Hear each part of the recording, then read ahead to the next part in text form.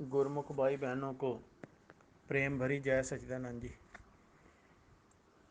बंदो चरण सरोज गुरु मुद मंगल आगार। जय सेवत नर होत हैं भव सागर से पार। गुरु जी के सिमरन मात्र से नाशत विघ्न अनंत।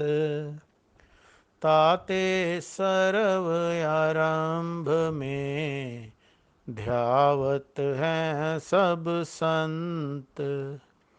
ताते सर्व आरंभ में ध्यावत हैं सब संत। बोलो जयकारा बोल मेरे श्री गुरु महाराज की जय। कल हम श्री श्री 108 श्री तृतीय पातशाही जी महाराज जी के वचनों पर चर्चा कर रहे थे कि हर मनुष्य में कोई ना कोई लगन रहती है। यही इच्छा होती है कि मैं सबसे बड़ा बनूं, सबसे बड़ा दर्जा मिले, हर तरफ मेरी इज्जत हो और मैं सुख से रहूं। इन सभी की प्राप्ति के लिए कड़ी मेहनत, श्रद्धा, दृढ़ संकल्प अति आवश्यक है। लेकिन इन सब के अलावा एक इच्छा प्रत्येक मनुष्य में, प्रत्येक प्राणी में होती है। यही अभिलाषा होती है कि मैं परम पिता परमात्मा भगवान को पा सकूं। हर किसी के मुख से यही आवाज़ निकलती है कि ईश्वर मिल जाएं, भगवान के दर्शन हो जाएं। लेकिन ये बड़ी हैरानी की बात है कि ये जो सबसे अत्यंत आवश्यक कार्य है या इच्छा है, ये सबसे पीछे होती है। धनवान बनने की चाह, समाज में ऊंचा रुतबा हासिल करना, पद प्रतिष्ठा प्राप्त करना, ये प्रायोरिटी बन जाती है। लेकिन जो आवश्यक चीज़ है वो थोड़ी सी पीछे ही रहती है। बार बार हम संतों महापुरुषों के मुखारबिंद से यही सुनते हैं कि जब भी सदगुरुदेव के सन्मुख जाओ तो उनसे उन्हीं को मांग लो। लेकिन फिर भी ये कह लें कि माया का प्रभाव है। जब हम उनके सन्मुख जाते हैं तब जो हमारी ज़िंदगी में, जिसका हम सारा वर्ष या 2 4 10 साल से जिसके पीछे लगन से लगे हुए हैं कि मैं वो मुकाम हासिल कर लूँ, वही वहाँ पर जाकर प्रायोरिटी बन जाती है। तो सबसे ज़रूरी इच्छा तो ईश्वर प्राप्ति की है। तो संत महापुरुष ये फरमाते हैं कि ईश्वर भगवान ये चीज़ क्या है। ये तो बात बहुत कम लोग ही जानते हैं। ये केवल और केवल गुरमुख जो सच्चा सदगुरुदेव का सेवक है उसी को ही मालूम है। वह मालिक केवल प्रेम स्वरूप है। उसका वास्तविक स्वरूप प्रेम, प्यार, प्रीति और मोहब्बत है। यह सारी की सारी सृष्टि उस कुल मालिक की रचना है और इस रचना का आधार फ़कत मालिक का प्रेम ही है। प्रभु से प्रेम ही इस सारी सृष्टि की रचना का मूलाधार है। यही बात तो युगों युगों से जितनी भी अवतारी विभूतियाँ इस धरा पर आई हैं, उन्होंने अपने जीवन काल में ये प्रैक्टिकली सबको समझाया और उन सभी जो अवतारी पुरुषों की लीलाएं हैं या जीवन झांकियां हैं वो आज भी हम श्रवण करते हैं, तो उसमें भी ये प्रेम ही एक मूलाधार है। भगवान श्री रामचंद्र जी पापियों का नाश और पृथ्वी पर शांति और प्रेम का संदेश। भगवान श्री कृष्ण जी अधर्म का नाश और धर्म की प्रवृत्ति को बढ़ाने में शांति और प्रेम। महात्मा बुद्ध जी शांति और प्रेम का संदेश। भगवान महावीर जी शांति और प्रेम का संदेश। ईसा मसीह जी शांति और प्रेम का संदेश। जितनी भी संसार में अवतारी पुरुष महापुरुष हुए हैं परमात्मा के संदेश वाहक बनकर आते हैं। परमात्मा स्वयं भी इस धरा पर जब जब अवतार लेकर आए हैं तो मानव को यही शांति और प्रेम का संदेश देते हैं। अगर सांसारिक रूप में भी देखा जाए तो जिस प्रदेश में देश में अमन चैन होता है वो देश बहुत तरक्की करता है। जहाँ जिस स्थान पर कला कलेश झगड़े ऐसी बातें हों वो राज्य वो देश तरक्की नहीं कर सकता, अपितु पिछड़ता ही रहता है। वहाँ पर इतना पिछड़ जाते हैं कि वहाँ पर जो मूलभूत सुविधाएं हैं वो भी कठिनता से मिलती हैं। हम ये प्रैक्टिकली इस संसार में जो हो रहा है वो हम देखते हैं। इतना सब कुछ देखते हुए भी हमारे भीतर यह नहीं कभी आता कि मालिक को प्राप्त करना ही हमारा परम लक्ष्य है और प्रेम की डोर से तो सदगुरुदेव परम पिता परमात्मा ये सब बंधे आते हैं, क्योंकि प्रेम ही केवल इस सृष्टि का मूलाधार है और प्रेम की डोरी के साथ ही अपने मालिक के चरणों में पहुंच सकते हैं।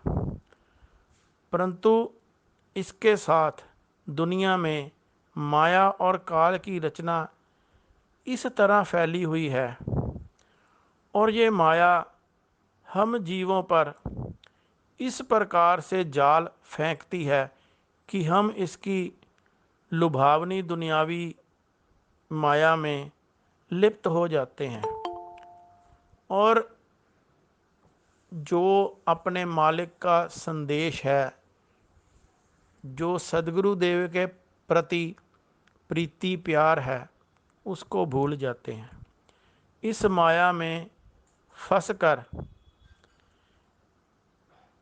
एक अपवित्र मोह का रूप धारण कर लेते हैं। परंतु हमें हमारे संत सदगुरुदेव यही फरमाते हैं। पिछले दिनों कुछ वर्ष पहले जब पंजाब में डिस्टर्बेंस चल रही थी तो काफ़ी खतरनाक स्तर पर पहुंच गए थे। बहुत से लोग तो यहाँ से पलायन करके दूसरे राज्यों में भी चले गए थे। तब भी अपने दरबार की ओर से जितने भी महात्मा जन बाइयाँ जन सबको सत्संग में यही संदेश देते थे कि शांत रहना है और अपना ध्यान मालिक के चरणों के साथ प्रेम से जोड़ना है। मालिक आपके सहाई होंगे। तब भी उस काल में भी प्रकृति के प्रति प्रेम, सदगुरुदेव के प्रति प्रेम और शांत मन यही काम आया। ये एक बहुत बड़ा परमपिता परमात्मा की तरफ से एक रास्ता है उस तक पहुंचने का। जैसे हम कह सकते हैं ये एक शॉर्टकट है, या ये वो रास्ता है जो हम बहुत ही तेजी से तय कर सकते हैं। हमने देखा है, सुना है कि कितना जप तप करते हैं मालिक की प्राप्ति के लिए, लेकिन फिर भी प्रभु प्रसन्न होने में, हमने ये ग्रंथों में पढ़ा है कि कितने कितने वर्षों का तप करने के बाद तपस्वियों को कितना कष्ट सहने के बाद प्रभु की प्राप्ति होती है। इसीलिए परमात्मा ने जब जब भी इस धरा पर अवतार लिया है तो शांति और प्रेम का मार्ग ही मनुष्य को समझाया है। प्रभु तो अपने बच्चों को कष्ट में देखना ही नहीं चाहते। इतने दयालु सदगुरु देव हैं कि वो बार बार हमसे यही पूछते हैं कि आप प्रसन्न हो। वरदान उस वक्त देने को ऐसा लगता है वो तत्पर हैं। अगर किसी की कोई मुश्किल है तो वो बता दे, लेकिन जब हम सभी वहाँ पर हाँ में सिर हिलाते हैं या अपने मुख से यही कहते हैं कि हाँ जी सदगुरुदेव जी हम प्रसन्न हैं क्योंकि आपकी कृपा हम पर है, तो जब हमसे ये जवाब मिलता है तो सदगुरुदेव कहते हैं कि आप प्रसन्न हो तो हम भी प्रसन्न हैं, आपकी प्रसन्नता में ही हमारी प्रसन्नता है। तो ये प्रेम का ही एक रूप है कि हमारे सदगुरुदेव हमसे कितना प्यार करते हैं। और जब वो प्रेम के वशीभूत होकर दयाल होते हैं तब वो क्या से क्या कर जाते हैं ये प्राणी मात्र समझ भी नहीं सकता। एक बार एक गुरमुख प्रेमी थे, तो उनके बच्चे का ऑपरेशन होना था, उनके पास धन नहीं था, तो उन्होंने ये सोचा कि ये जो मकान है इसको बेच दें और जो धन मिलेगा उससे बच्चे का ऑपरेशन करा लेते हैं। बच्चा ठीक हो गया, कमाने लगेगा, मकान तो बाद में भी बन जाएगा। तो उन्होंने किसी से 4 लाख रुपए का बयाना ले लिया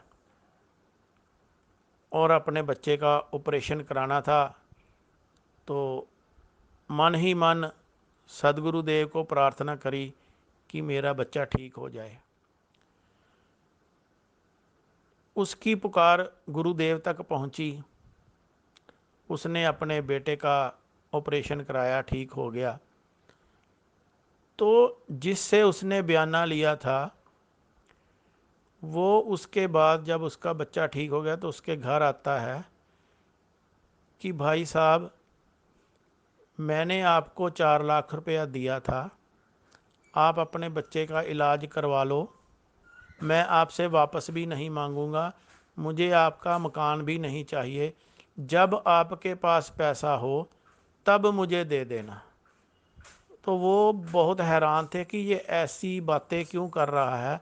तो उसने उनके घर में श्री गुरु महाराज जी की जो स्वरूप था उसकी ओर इशारा करके बोला था कि जब आप अपने लड़के को हॉस्पिटल लेकर गए थे उसी दिन ये बाबा जी मेरे सपने में आए थे और मुझे ये कहकर गए हैं कि तुमने वो मकान नहीं खरीदना, वो घर उसका नहीं है, ये घर तो हमारा है और हम बेचना नहीं चाहते, और तुमने उससे जाकर पैसे भी नहीं मांगने हैं। तो स्वप्न में वो कहता है गुरुदेव से कि एक बार तो मैं जरूर उनके घर जाऊंगा। तो सदगुरुदेव उसको कहते हैं हाँ एक बार चले जाना लेकिन दोबारा नहीं जाना। तो मैं वही एक बार आपसे यही कहने आया हूँ कि मुझे जब आपके पास पैसा हो वो मुझे दे देना, ये घर मैं नहीं लूँगा, क्योंकि उन्होंने मुझे कहा है ये घर उसका नहीं है, हमारा है। कितना प्यार और कितनी प्रीत उस भगत जी की सदगुरुदेव के चरणों के साथ थी कि गुरुदेव ने उसके प्यार में बंधकर सब कुछ उसके लिए कर दिया।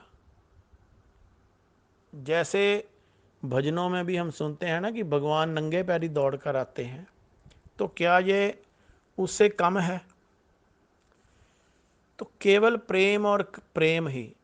कभी भी मेरे माता जी कहते थे कि भजन बोलो, लेकिन उस भजन में अपनी व्यथा मत कहो, प्रभु को कभी उलाना मत दो, क्योंकि ये तो मेरे कर्मों का फल है, तो मैं उसको दोषी क्यों ठहराऊं।